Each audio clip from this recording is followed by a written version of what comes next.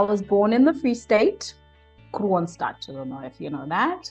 I have a little brother. I love that boy dearly. I am the older sister. I have a mom, blessed to have her, and a dad. Parents are separated. Well, I think finally divorced. They are divorced. It's sad. I don't know how I feel about that, but that has nothing to do with me. Um, I'm an intimate person, if that makes sense, in a sense of I'm very selective about the people that I keep around me and who I tell what to. Let me put it like that. I'm loud, not loud. My laugh is loud. I'm not loud. The laughter is loud. Uh, um, I live by a few principles of honesty and consideration. That's me. Just be honest. Like, honesty is very critical, and be considerate. But now with age, I'm starting to learn that there's certain things that are not as easy as I thought they would be. Like, I need to be more forgiving instead of expecting certain things from certain people because of whatever it is that they've been going through. I love traveling. I think that's because of my parents' separation, because the other one was in KZN, the other one was in Durban. So I had to see the world outside of my home. So I think I'm very, very grateful about that. I love loving my people, if that makes sense. There's this friend that I have. I think I love to use her as an analogy. She believes, or well, maybe her personality. She's one person who's like, I'm a people pleaser. It's fine. You classify yourself as that. There's a reason why. And I'm like, be brave enough to trust that I will love you the way you are. So that's when I say I love my people. I love loving my people. It is so sad that people have morphed themselves so that they can be loved. But what we love is not who they are at the end of the day. I really enjoy getting to know people that at a point that they are aware of who they are and they have identified parts of their truth and they're comfortable enough to share that. I love to get to know that. I don't want to know a different Dorothy today and then tomorrow you have changed. I can't handle inconsistency. Like, I think it's because of my honesty principle. Like, I'm expecting water to always be water. If tomorrow it's snow when I'm opening the tap, I'm like, like I start to question a lot of things. That's a problem. I do drink. I enjoy alcohol, but I'm a light drinker. That's sad. And the one thing that I can say is I like making people feel heard. Ask me, like, your presence matters to me.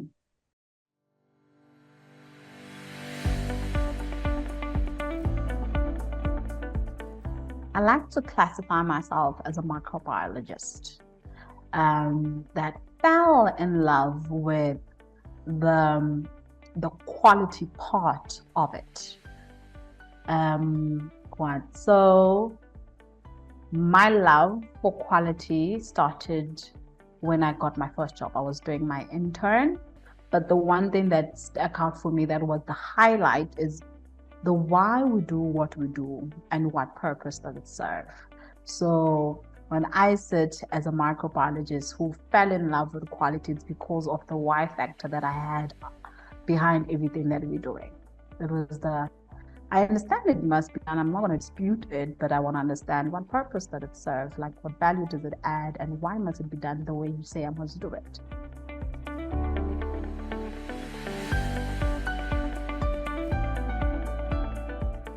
I think I was 11. I was in a car accident. Shame. So that car accident, it left me, I had a concussion. With my concussion, I had a continual hospital visitations. I was at a hospital doing one of my checkups. And then I think there was a lab somewhere there because we were in a waiting line with my mom. And then I saw a man with the lab coat. And I just, like a kid, I sneaked in and I went. And I was like, what do you do? And then they told me what they do. They do feces testing, stool, they do TB. I was like, this is nasty, but I want to do it. Yeah. So That's what I wanted to do. I wanted to do biomedical technology. But within my applications, it was a matter of I had to travel to the institution to write aptitude test. There was drama associated with it. And funny enough, I just opted for something else that sounded like it, which is biotechnology. So that's how I fumbled. That's how it was a fumble. I fumbled into this one, into a biotechnology, because I wanted to do biomed, but because of the process, I was like, this is tedious, I don't have time. And I ended up. And how I chose this one is because I remember I was grade 11 or grade 12, my high school, the career exhibition, when varsities come, they trying to take us and want our mind. But yeah, that happened. And I was like, okay. Then I applied. And then I was accepted at Val. And then that's where I did biotechnology. That's how I came to be in the sector.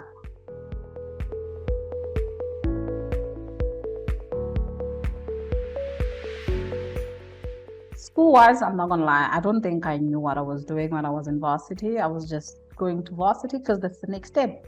You go to high school, from high school, you go to varsity, from varsity, and then the job.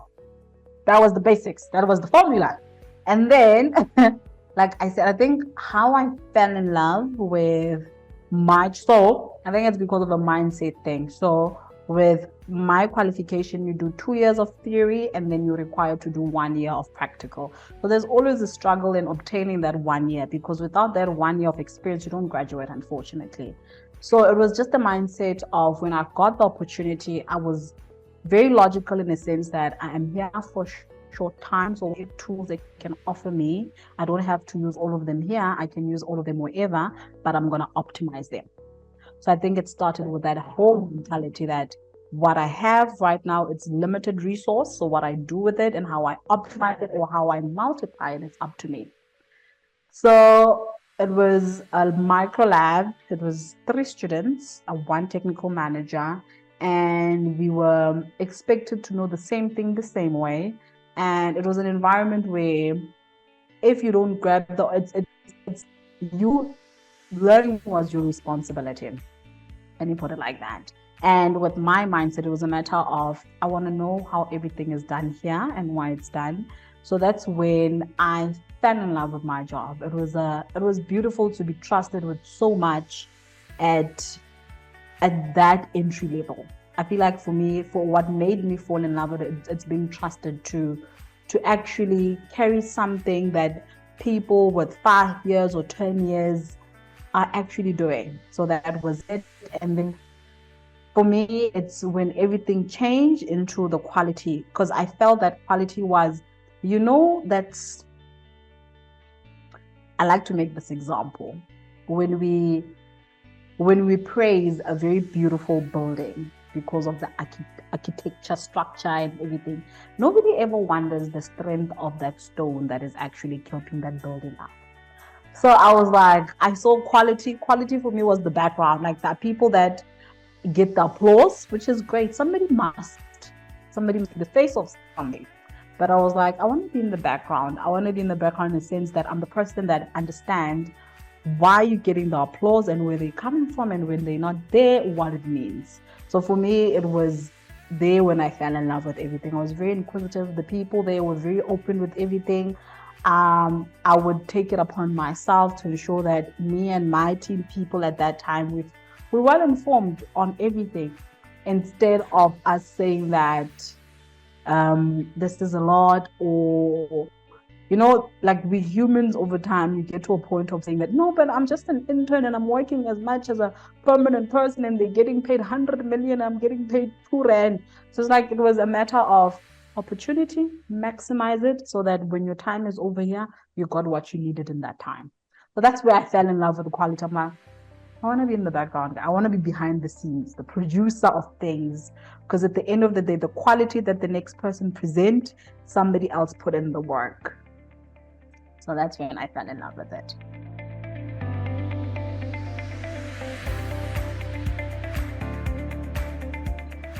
I think I've already said it in the beginning. My personal values, they're in line with my principles. For me, it's all about honesty. Guys, honesty is important. Like, I don't know how many times I can emphasize that. It's honesty, and actually it's knowing the value of what you're doing and why you're doing it. It doesn't matter, be it work-wise, be it personal life, in a sense of, so I'm going to make a very, very simple example. I have a little brother, and that little brother of mine, I want to be present for him in a sense that being there means something to him. Like me knowing that I'm doing something for somebody else that means something to that somebody else, and in a sense means something to me, it's something that brings me value. It's something of very great importance. Be a person about your word. If your yes is a yes, then I can trust that your no is a no. And also, I think this is different per person. It's a matter of, this is my mom's words, what you do, you're doing it for yourself, regardless of what it is. My mom is one person who works with trust and responsibility. Trust and responsibility are things that are always, I think they give you that accountability. So she's one person that believes, I think now that is my principle. Like, if you think you're lying to me, you're not. You're lying to yourself. Because at the end of the day, what you do in one moment becomes a habit, and it's something you can't shake off. It's like, that's very big. And also, love and family, guys, that matters. But at the same time, we treat work with the greatest esteem than the relationships that we have.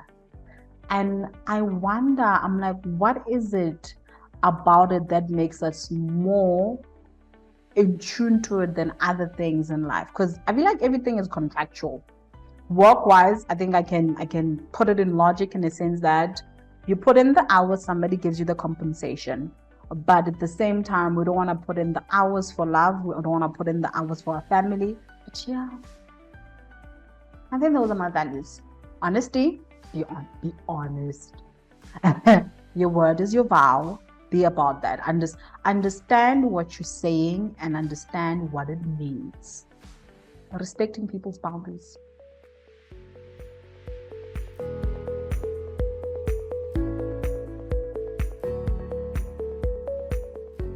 So for me, I met Santi in 2017. I was still at Nthabeleng with the job that actually introduced me to everything, to the lab and to the love of quality.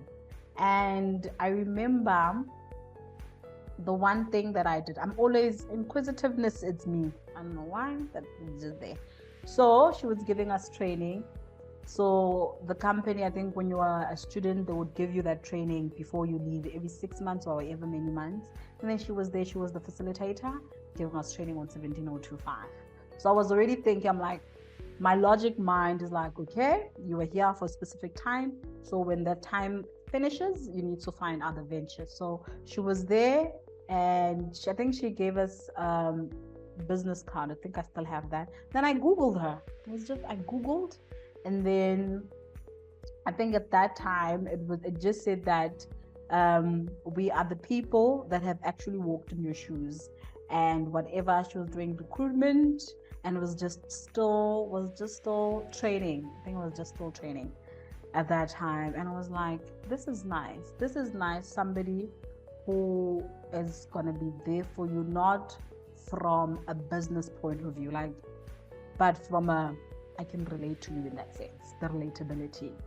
That was it for me. So what made me want to work for the organization was the part of knowing that I'm not going to be working alone.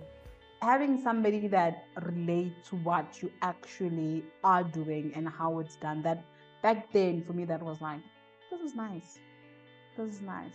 You know, it was when I was young, I'd have conversations with my dad, and a lot of people thought that, they're like, is that how you speak with your dad? Like, you speak with him like he's your friend. I'm like, he's my dad. Like the respect is there. He's not going to be my dad. He will be my dad. But there's no way where I hide parts of me because of his title. I think that's what made me want to join. Like, where you know that you don't have to hide any part of you.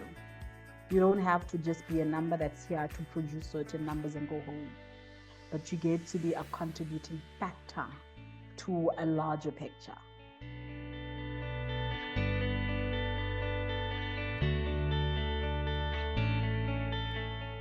How I feel, it's a different environment.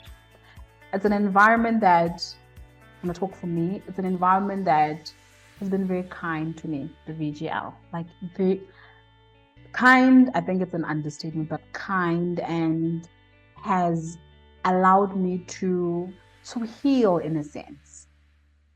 You know, when you've been injured and your injuries are, not all injuries that kill us are actually external. The internal ones are deadly because nobody sees them.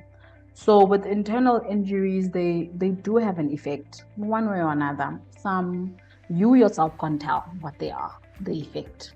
You just see the outcome and you don't make sense. Like, it doesn't make sense, but you're aware that something is happening. So for me, the company has given me a place of healing, a place of re-identification, and a place of contribution. A place of contribution.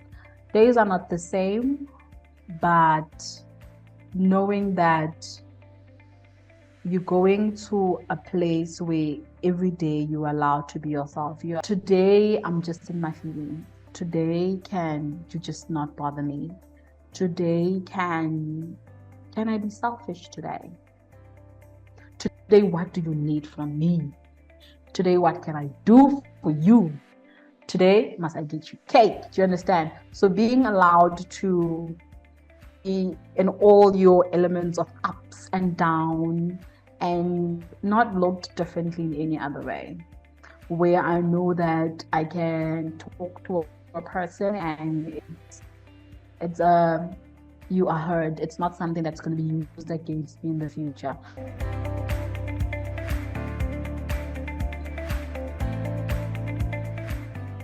VGL, we are saving lives, changing lives, fighting inequality, making a difference. And as a lab, we are a training lab. So in a sense, I feel like that excites me in a sense that I get to be able to, teach people things that I was never taught that I would have liked to have been taught. Like, when you get the opportunity to go back 10 years and do it differently. I feel like that's what excites me about this company. It's what you would have liked to have known and you were never told. So to be in a position where we're taking young minds in a South Africa that is always, it's shaky. South Africa is shaking, guys. You don't know where you are, but it's our South Africa, in a shaking South Africa, and have somebody that is willing to teach you things that they were never taught. It's a great advantage. I feel like for me, that's what I get to look forward to make that difference. When things have been so dark, it's hard to believe that there's light.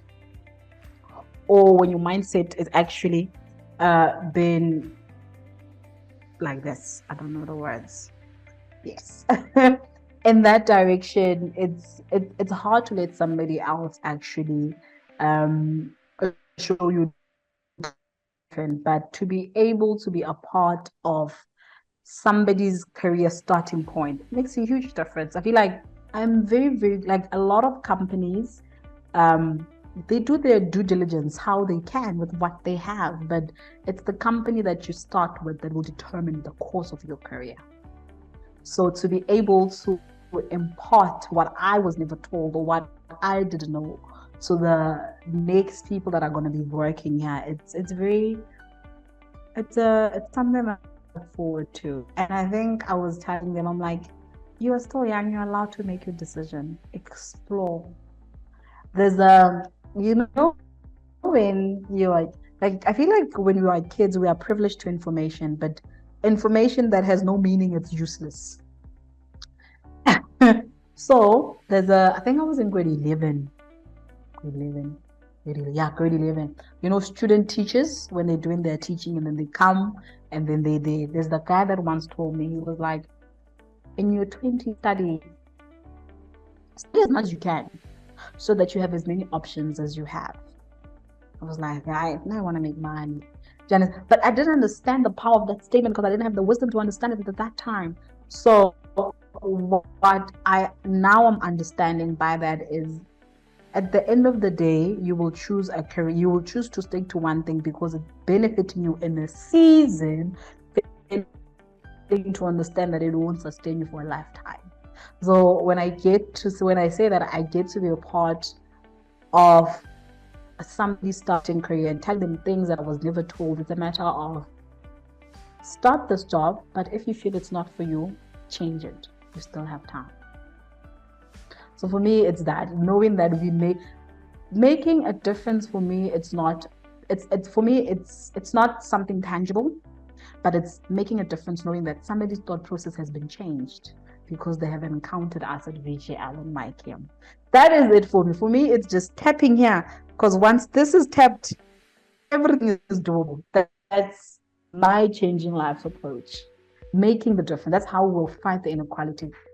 So if we are able to change lives by changing that mindset, therefore the rest will fall into place. Because by changing a mind, we are saving a life. We are fighting inequality. We are making a difference. Then what?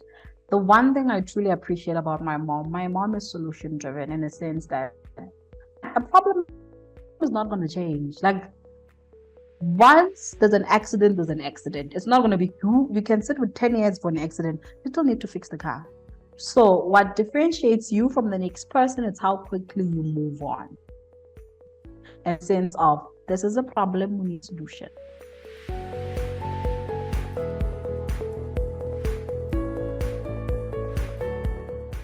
I'm learning that certain things you only learn and have their full understanding when it's your time to do so.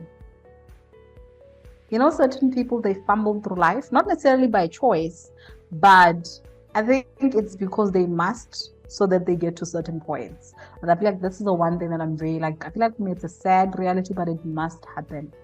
For there are certain things that we will fumble for us to learn certain lessons. And some things, they don't come to you because it's not your time yet. Like the example that I gave you, like my mother's example that I thought she was abusing me when she was like, what you're doing for yourself. If you don't study, you're going to fail. I'm like, support me, say something nice, buy me sweets. Like, what's this word? Bribe me with something.